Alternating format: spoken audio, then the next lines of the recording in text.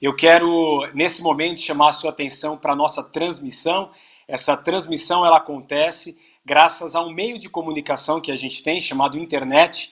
Por mais que a gente tenha aí outros meios de comunicação ao longo do tempo, o telégrafo, as cartas, o Correios, que já foi uma grande empresa responsável pela comunicação em nível mundial, a televisão, o rádio, que ambos viveram épocas áureas. Hoje nós temos aí a época da internet. E essa transmissão, haja vista que nem eu, nem a igreja tem uma retransmissora de televisão para transmitir esse culto, essa forma de nós nos conectarmos, ela só se dá através da internet. Assim como a nossa conexão via WhatsApp, nós não conseguimos utilizar um outro mecanismo para acessar esse aplicativo, que é o WhatsApp, para poder estabelecer uma conexão com alguém.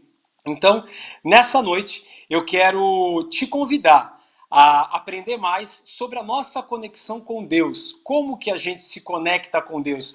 Da mesma forma que hoje nós não temos possibilidade de utilizar o aplicativo de WhatsApp, abrir o aplicativo de WhatsApp se valendo de outro meio de comunicação, a gente não consegue estabelecer outra forma, a gente precisa utilizar a internet. O aplicativo automaticamente está ligado com a internet, não existe plano B, não existe outra opção. Nessa noite eu quero também te convidar a conhecer um pouco mais sobre essa nossa conexão, só que uma conexão diferente, uma conexão espiritual, uma conexão com o nosso Deus. E por isso o tema da nossa mensagem de hoje é: não abra mão da conexão em Cristo. Não abra mão da conexão em Cristo. Assim como a gente vem fazendo desde o início do ano, nós começamos aí com uma exposição do pastor Carlos no dia 14 de fevereiro sobre a carta aos Hebreus. Nós temos aí sido exortados, sido ensinados, admoestados por essa carta tão rica em conteúdo, em informação, em aplicação para as nossas vidas. Então, desde fevereiro, a gente tem tido a oportunidade, aí, domingo após domingo, de forma expositiva, conhecer um pouco mais sobre a carta aos Hebreus, que é uma carta bastante especial, porque ela é destinada, ela é endereçada ao povo hebreu. Ela foi escrita ali aproximadamente 30 anos após a morte e ressurreição de Cristo, então os fatos ainda estavam muito vivos. Se a gente lembrar, eu com 42 anos consigo olhar para trás e lembrar aquilo que aconteceu há 30 anos atrás. Então esse era o cenário na época, esse era o contexto quando essa carta foi escrita. E a nossa série, ela foi denominada como Das Brasas para as Chamas, ou seja, um povo que se encontrava ali como uma fogueira. E aí eu faço uma alusão: nesse período de frio, a gente tem a oportunidade muitas vezes de sair às ruas 8, 9, 10 horas da noite, e infelizmente a gente tem muita gente na rua, muita gente passando frio, e essas pessoas estão ali iniciando a sua fogueira para poder se aquecer, e a gente normalmente nesse período da noite encontra brasas, encontra chamas, bastante elevadas, não só iluminando esse pessoal, mas e principalmente os aquecendo nessas noites frias de inverno que a gente tem tido. Mas também você que está acostumado a sair de casa logo cedo para ir trabalhar, quando você, no amanhecer do dia, caminha pelas ruas ou passa com o seu automóvel próximo a esse cenário onde estão essas pessoas, você vê também essa fogueira já com um fogo bem baixo, já praticamente brasas, uma pequena fumaça saindo, como se fosse algo se findando. Esse é o cenário. O dia vai amanhecendo e aquela antiga fogueira com uma chama ali muito vultuosa, ela está terminando. A carta aos Hebreus, ela serve como um gatilho, ela é um verdadeiro gatilho, e não só para o povo hebreu, naquele contexto, daquela época, mas para nós, nos dias de hoje, para a gente deixar esse cenário de brasa, deixar essa pequena fumaça que está saindo na iminência de apagar e voltar, reacender, a ser uma grande e intensa chama. Esse é o propósito, esse é o grande gatilho, a grande exortação da carta escrita aos Hebreus. Eu quero, nesse contexto, diante do texto que a gente vai ler daqui a pouco, convidar você a conhecer um pouco mais sobre aquilo que Cristo fez, que Cristo fará, porque é isso de forma bem clara que a carta nos aponta. Muitos falam que a carta aos Hebreus é uma carta complexa.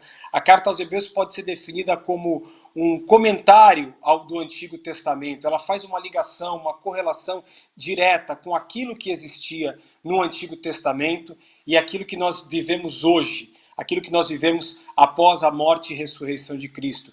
E nós vamos ter a oportunidade de aprofundar um pouco mais no conhecimento, saber aquilo que Cristo está fazendo agora, neste momento, enquanto eu estou aqui na minha casa, você está acompanhando na sua casa ou no carro, onde você estiver acompanhando essa transmissão, agora ao vivo ou depois de forma posterior, acompanhando aí as redes sociais da igreja. Eu não sei o momento que você está assistindo essa mensagem, mas certamente no momento em que você assistir, nós teremos a oportunidade de saber aquilo que Cristo está fazendo no mesmo momento em que você assiste essa mensagem. E por isso eu quero, nesse momento, te convidar a abrir a sua Bíblia na carta aos Hebreus, capítulo 8, nós vamos ler do versículo 1 até o versículo 5. Então, Hebreus, capítulo 8, do versículo 1 ao versículo 5, dando seguimento a essa exposição.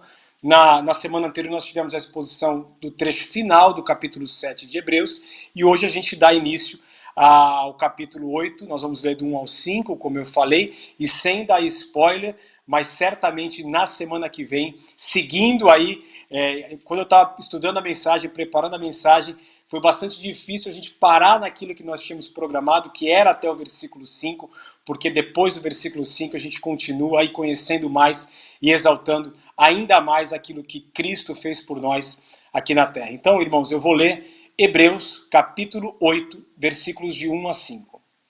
Ora, o essencial das coisas que temos dito é que possuímos tal sumo sacerdote que se assentou à destra do trono da majestade nos céus, como ministro do santuário do verdadeiro tabernáculo, que o Senhor erigiu, e não o homem. Pois todo sumo sacerdote é constituído para oferecer tanto dons como sacrifícios. Por isso, era necessário que também esse sumo sacerdote tivesse o que oferecer. Ora, se ele estivesse na terra, nem mesmo sacerdote seria, visto existirem aqueles que oferecem os dons segundo a lei, os quais ministram em figura e sombra das coisas celestes, assim como foi Moisés, divinamente instruído, quando estava para construir o tabernáculo. Pois diz ele, vê que faça todas as coisas de acordo com o modelo que te foi mostrado no monte. Como eu falei no início, não abra mão da sua conexão com Cristo. É esse o ponto que nós vamos abordar hoje a partir de agora. É esse o ponto que nós vamos estudar nesses 5 versículos que eu li agora na carta aos Hebreus. E o primeiro ponto denominado o Cristo agora. Como eu falei antes de fazer a leitura da palavra, neste momento, enquanto nós estamos aqui, Cristo está intercedendo por nós. Os versículos 1 e versículo 2 desse capítulo 8 da carta aos Hebreus, eles formam o que no mundo acadêmico a gente chama de preces. O que é a preces? É um resumo, é a capacidade que o acadêmico deve ter de resumir aquele texto, mas dando a ideia central que o autor quis passar. Quando a gente está habituado a fazer um resumo, a gente coloca aquilo que o autor quis dizer no início do livro ou do artigo, depois a gente faz um desenvolvimento e faz a conclusão. Na preces, não. A gente é desafiado a compartilhar apenas a ideia central. E os versículos 1 e 2, eles são precisos nisso, no sentido de compartilhar essa ideia. E eu chamo a atenção para que nós, como cristãos, temos um único sacerdote. Os levitas, eles eram sacerdotes das coisas terrenas. Cristo é o sacerdote das coisas celestiais. Esse verbo ter, esse verbo possuir que está descrito ali, é a segurança que Deus nos oferece para quem Ele chama. E essa segurança nós temos em Cristo. Em Atos, capítulo 2, versículo 39, nós nos deparamos lá com a universalidade do Evangelho. Eu vou ler, você não precisa abrir a sua Bíblia, mas eu vou ler aquilo que diz a palavra de Deus em Atos. Está escrito, pois para vós outros é a promessa, para vós filhos e para todos os que ainda estão longe, isto é, para quantos o Senhor, o nosso Deus, chamar. Se você aceitou a Cristo, pode confiar nele como seu sumo sacerdote. E aonde está o Cristo, como eu falei? Cristo, nesse momento, como diz a palavra, está sentado à destra do trono da majestade. Muitas versões vão dizer à direita. A destra é a direita do trono da majestade do céu. É exatamente nesse lugar que ele está agora. E é importante a gente enfrentar uma questão que aqui no mundo ocidental, no Brasil, na nossa cidade, habitualmente as nossas autoridades, aqueles que vão falar, aqueles que vão discursar, aqueles que vão decidir, eles têm por costume levantar. Eles se levantam e ali eles proferem uma decisão, ali eles fazem um grande anúncio. É da nossa cultura que esse tipo de ato aconteça com a pessoa em pé. Porém, no contexto oriental, e é isso que a carta aqui aos Hebreus está traduzindo, é importante que a gente entenda isso, a autoridade, o rei, ele se sentava para proferir a sua decisão. A sua posição de autoridade não era em pé. Quando a gente assiste um filme histórico, que seja fidedigno àquilo que se passava nos reinos, habitualmente o rei está sentado. Quando o rei fala, ele fala sentado. E é nesta posição hoje que Cristo está. Ele está assentado à direita do trono da majestade. Com esta posição, com essa implicação de autoridade que eu mencionei a respeito do contexto oriental. Cristo, Jesus Cristo, é ministro no santuário do verdadeiro tabernáculo que o Senhor ergueu, e não daquele que foi erguido pelo homem. Lá em Êxodo, capítulo 25, versículo 40, Moisés foi orientado por Deus como ele deveria construir o tabernáculo, com uma riqueza de detalhes impressionante. Mas neste momento, não é neste tabernáculo que Cristo está.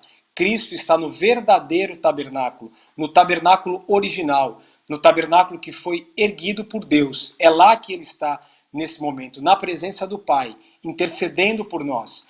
Nós temos também, por uma questão cultural, ou muitas vezes por uma ação indevida, a gente costuma se sentir bem na igreja. Não que a gente não tenha que se sentir bem na igreja, no templo da igreja, que nos remete a inúmeras lembranças, inúmeras memórias. Seja para você que fundou a igreja, nós temos o privilégio de ter entre nós muitos fundadores da igreja, lá de 1978. Nós temos muitos membros que estão aí há 20 anos, há 30 anos na igreja, e nós temos alguns que chegaram talvez através do último curso de profissão de fé e batismo, mas todos nós temos uma lembrança daquele local, da Rua São Paulo. Agora, o que eu quero chamar a sua atenção sobre esse templo que nós temos hoje é que nós possamos ansiar. O pastor Rony mencionou, o pastor Carlos mencionou outro dia presencialmente.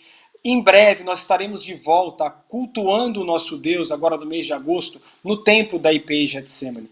Mas que a gente venha a ansiar por estarmos juntos como corpo de Cristo. E o corpo de Cristo, ele pode se reunir na igreja. Hoje tem igrejas que se reúnem em teatros. Aonde ele estiver, aonde tiver a reunião dos irmãos, ali estará o corpo de Cristo reunido. E é isso que a gente precisa focar, é isso que a gente precisa enaltecer. Guarda as lembranças daquele tempo, da questão física, mas a gente precisa focar naquilo que Deus tem para nós neste momento. O segundo ponto, Cristo ofereceu o seu sangue. O versículo 3, ele diz: pois todo sumo sacerdote é constituído para oferecer tanto dons como sacrifícios.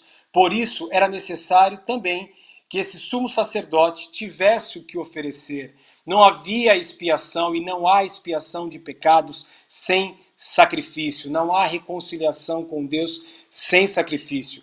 Nós, da segunda metade ali do livro de Êxodo, passando por Levítico, por Números, por Deuteronômio, por boa parte do Pentateuco, que para muitos acaba sendo um trecho enfadonho, se nós nos debruçarmos ali, nós temos uma riqueza de detalhes. Deus orientando a Moisés, a Arão, em todo um contexto sobre não só a edificação do tabernáculo, mas principalmente sobre como e com o que oferecer os sacrifícios. todo um ritual importante ali sobre a égide da lei, que foi passado diretamente por Deus. Em muitos pontos, Deus fala, a palavra de Deus tem 2 pontos, e aí vem toda uma narrativa.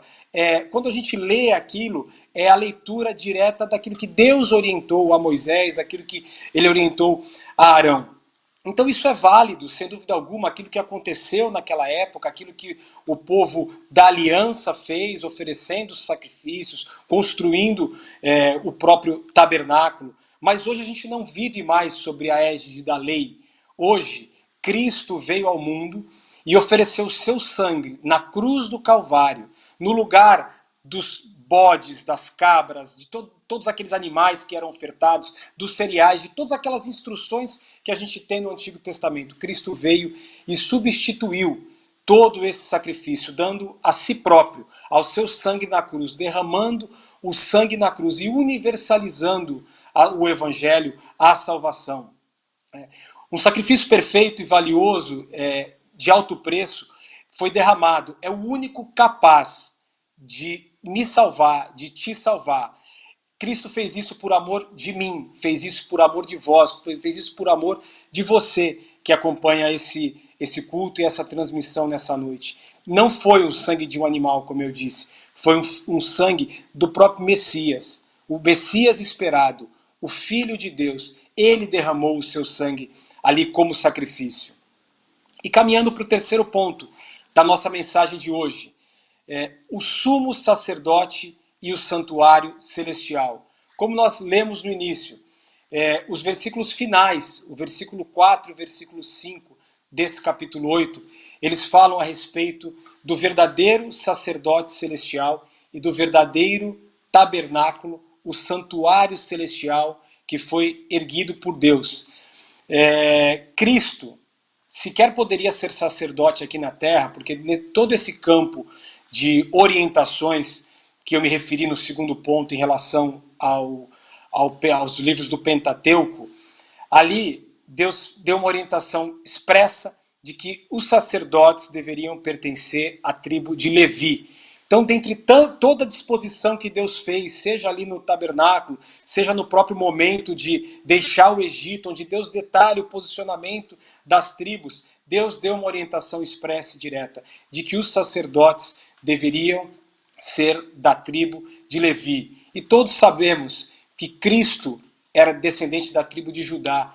Então, sequer aqui na terra, ele poderia ser o nosso sacerdote, como funcionavam naquela época os sacerdotes membros da tribo de Levi. Só que eles faziam uma oferta, eles ofertavam segundo a lei. A lei naquele momento, aquele sacrifício, aquele momento ali no tabernáculo, era como se fosse uma figura daquilo que efetivamente acontece no céu. Era uma sombra das coisas celestiais. Quando Deus orientou Moisés a construir o tabernáculo com aquela riqueza de detalhes, falando sobre a Arca da Aliança, ele deu uma imagem, ele deu orientou detalhadamente Moisés a construir como se fosse a maquete daquilo que está no céu nesse momento e que foi construído pelo próprio Deus. O tabernáculo e o sumo sacerdote terreno da tribo de Levi, eles são a imitação daquilo que a gente tem nesse momento lá no céu. É uma reprodução, Moisés foi fidedigno àquilo que Deus detalhou, é uma reprodução daquilo que está no céu. Cristo é o nosso verdadeiro, Cristo traz essa verdade consigo. Ele é o nosso verdadeiro sumo sacerdote. É ele que está nesse momento assentado no santuário celestial. As cartas de Romanos, Gálatas e Hebreus, elas formam uma trilogia que explica aí o âmago da essência da vida cristã pela fé. Eu não tenho como citar aqui, nós teremos inúmeros versículos para citar, em especial das cartas de Gálatas e de Romanos, para trabalhar com essa questão da fé, mas eu separei um deles, que dois na verdade, que estão lá no capítulo 3 da carta de Gálatas, a carta aos Gálatas, que são o capítulo 3, versículos 13 e 14. Eu separei aqui também na tradução da NVI.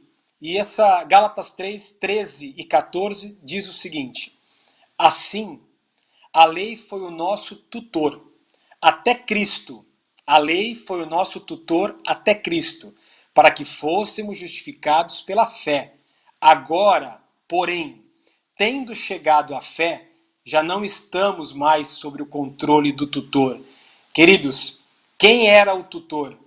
Quem é o tutor que consta aí desse texto? O tutor era a lei. E o que o texto nos exorta?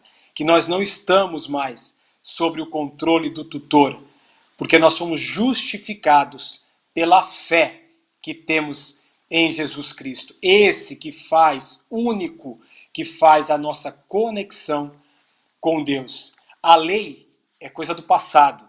É importante estudar o Antigo Testamento, mesmo porque ele aponta para Cristo. Como eu disse, a carta aos Hebreus tem uma correlação direta com o Antigo Testamento. Se você tem a oportunidade de ler o Antigo Testamento e depois pular para a carta aos Hebreus, você vê claramente essa conexão e não poderia ser diferente. O autor da carta aos Hebreus estava escrevendo para aquele povo que 30 e poucos anos antes tinha vivido tudo aquilo, ainda vivia, e que estava querendo desanimar, como nós já ouvimos aqui em inúmeros domingos, querendo desanimar por pressões, querendo desanimar por incertezas, querendo desanimar por perseguições, por inúmeros motivos. O povo hebreu estava naquele momento querendo desanimar e querendo voltar àquelas antigas práticas. E nesse momento, no momento que o autor escreveu, e agora, o que nós temos, que a lei é passado, Cristo é o santuário celestial.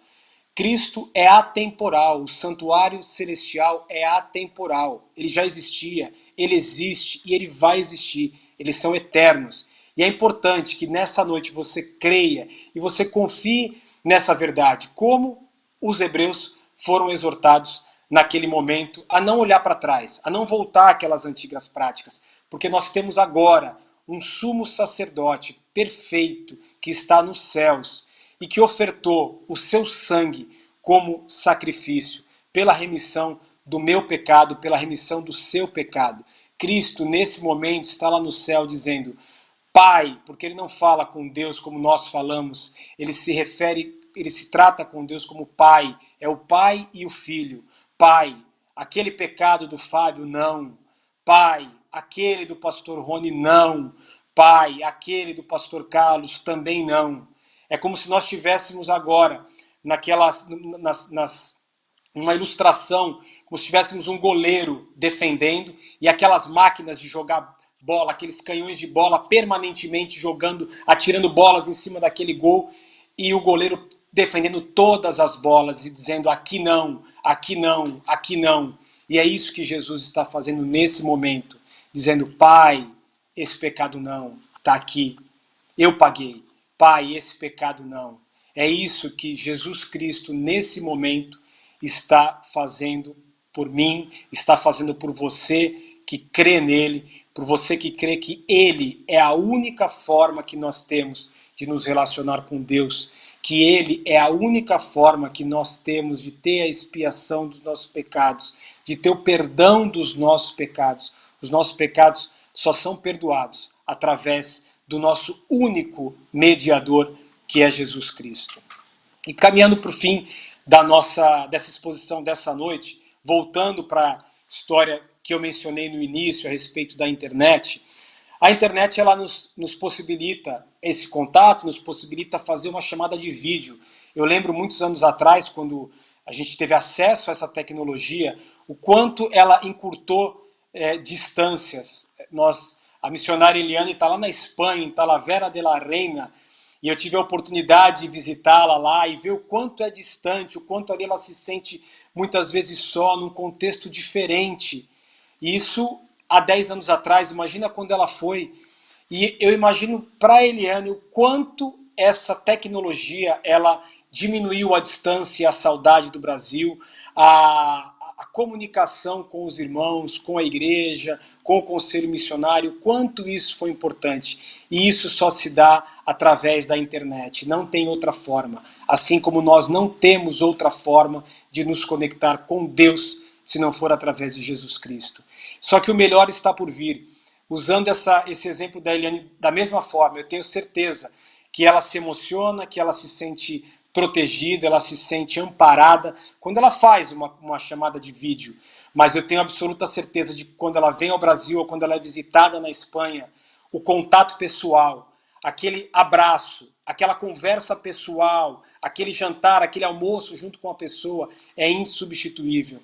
Então, da mesma forma, quando nós estivermos na presença do Senhor e aqueles que creem em Jesus serão salvos, essa é a nossa promessa, nós estaremos juntos lá. Então, chega a ser inimaginável aquilo que nós vamos sentir. Da mesma forma que não dá para comparar o que nós temos hoje numa chamada de vídeo e o que é um contato pessoal entre as pessoas. A gente deve ansiar por esse momento de estarmos com Deus no santuário celeste, que é essa a promessa que nós temos para toda a eternidade. Não por uma vida curta aqui de 20, 30, 50, 100 anos, mas para toda a eternidade.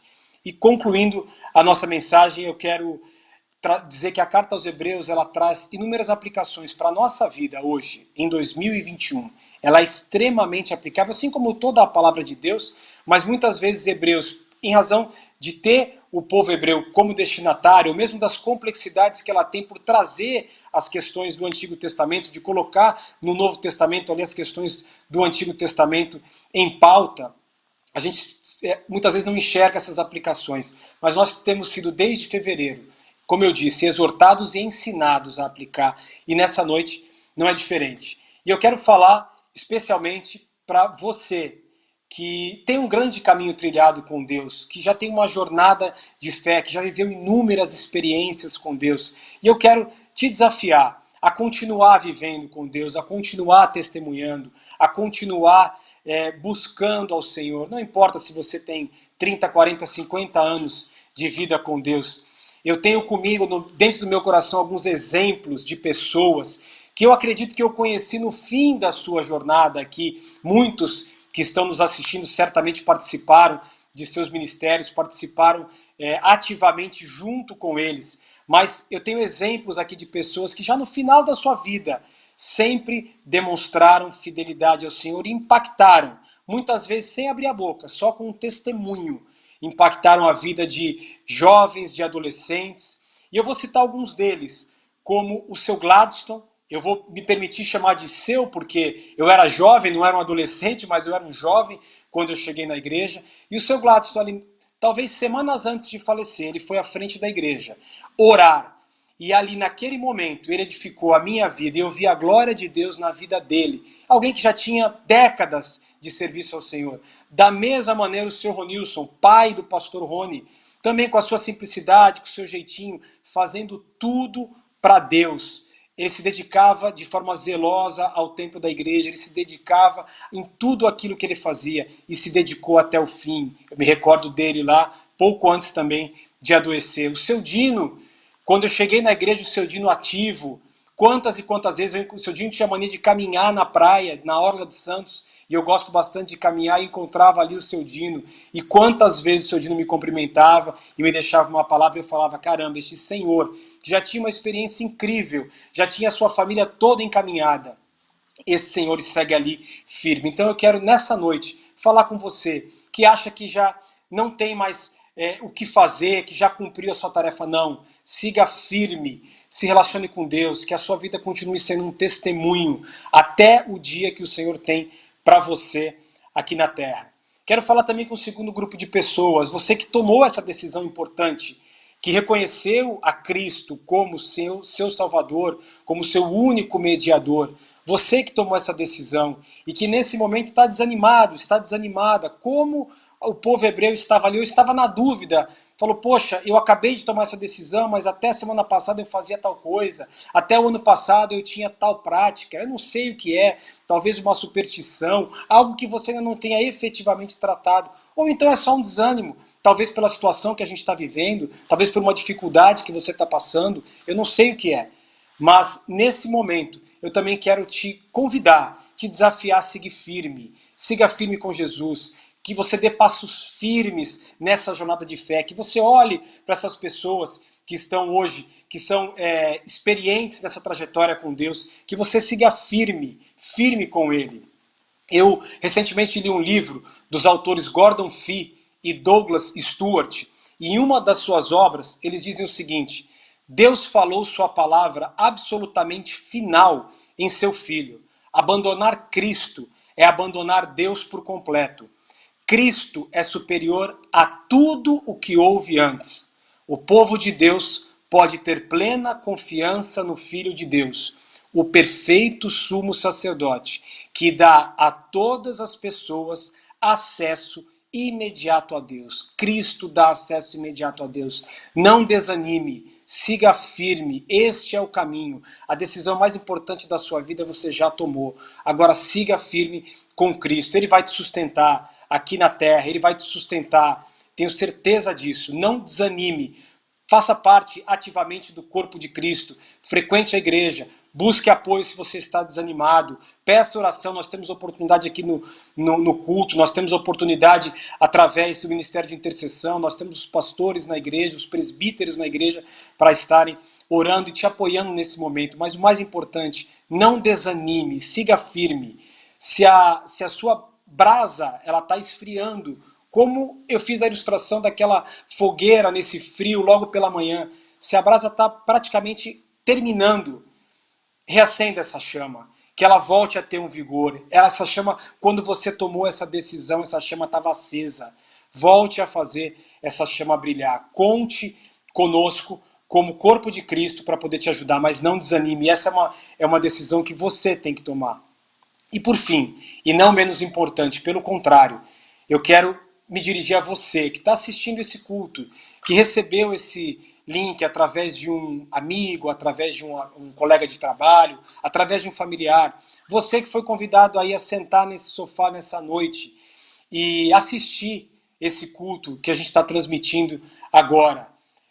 Tome a decisão mais importante de reconhecer esse Cristo como único mediador, como a nossa única forma de conexão. Assim como eu me referi, fiz essa alusão à internet. É o único meio, não há outro meio. E nesse momento eu te convido, se você quer tomar essa decisão, a reconhecer a sua condição de pecador. Assim como eu reconheço a minha condição de pecador. Nós não somos perfeitos, é Cristo que nos faz perfeitos perante Deus. Nós não somos perfeitos, nós somos pecadores aqui na terra. A palavra de Deus diz que porque todos pecaram e estão destituídos da glória de Deus. A mesma carta aos Romanos que diz isso, esse versículo que eu li agora, de Romanos 3, 23, diz em 5 capítulos adiante, para você que é pecador como eu, agora, pois, já nenhuma condenação há para os que estão em Cristo Jesus. 5 capítulos depois de nós reconhecermos a nossa condição de pecador, a gente tem uma mensagem de esperança de que não há, o pecador não tem condenação se ele estiver em Cristo Jesus. Então eu quero te convidar nesse momento, se essa mensagem falou ao seu coração, que você ore a Deus, que você busque ao Senhor, que você reconheça a sua condição de pecador, que você apresente diante de Deus os seus pecados e se arrependa deles. Talvez tem pecados que você nem lembra, mas se coloque na posição de arrependimento, se arrependa desses pecados. Reconheça a Jesus no seu coração como seu Salvador, como esse sumo sacerdote capaz de perdoar esses pecados, capaz de restabelecer essa conexão com Deus. E se você tem desejo de fazer essa oração, se você fez essa oração agora no seu coração, não deixe de procurar essa pessoa que transmitiu esse link para você, ou a pessoa que está na sua casa nesse momento, e fale a ela que você tomou essa importante decisão. Venha fazer parte do corpo de Cristo aqui na terra, que é a igreja do Senhor.